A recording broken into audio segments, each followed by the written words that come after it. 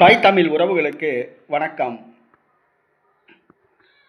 தமிழர் யாரும் இதுவரை வெற்றி பெறாத தொகுதி என்ற தலைப்பில் இந்த காணொளியை காண்கிறோம். தமிழர் யாரும் வெற்றி பெறாத தொகுதி. தமிழ்நாட்டில் இதுவரை 16 சட்டசபை தேர்தல்கள் நடைபெற்றுள்ளன. ஒரு குறிப்பிட்ட தொகுதி, அந்த தொகுதியில் இதுவரை தமிழர் யாரும் வெற்றி பெறவில்லை. பிறமொழியாளர்கள் மட்டும்தான் வெற்றி பெற்றுள்ளனர்.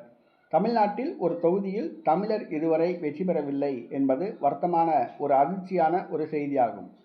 அது எந்த தொகுதி? தூத்துக்குடி மாவட்டம் கோவில்பட்டி தொகுதி. தூத்துக்குடி மாவட்டம் கோவில்பட்டி தொகுதி. அந்த கோவில்பட்டி தொகுதியில் இதுவரை தமிழர் யாரும் வெற்றி பெறவில்லை. 1952ஆம் ஆண்டு முதல் தேர்தல் நடைபெற்றுள்ளது. ராமசாமி என்பவர் வெற்றி பெற்றுள்ளார். அவர் எந்த சமூகம், எந்த கட்சி என்ற தரவுகள் எதுவும் கிடையாது.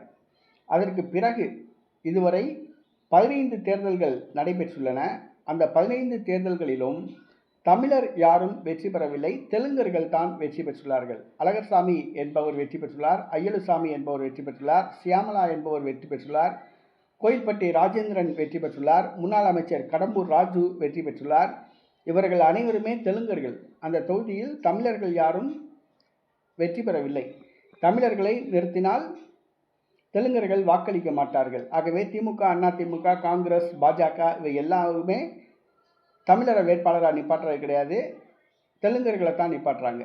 ஆக தமிழர்கள் யாரும் வெற்றி பெறாத ஒரு தொகுதி கோயில்பட்டி தொகுதி. அந்த தொகுதியில் இந்த முறை சட்டசபை தேர்தல் நடைபெறுகிறது.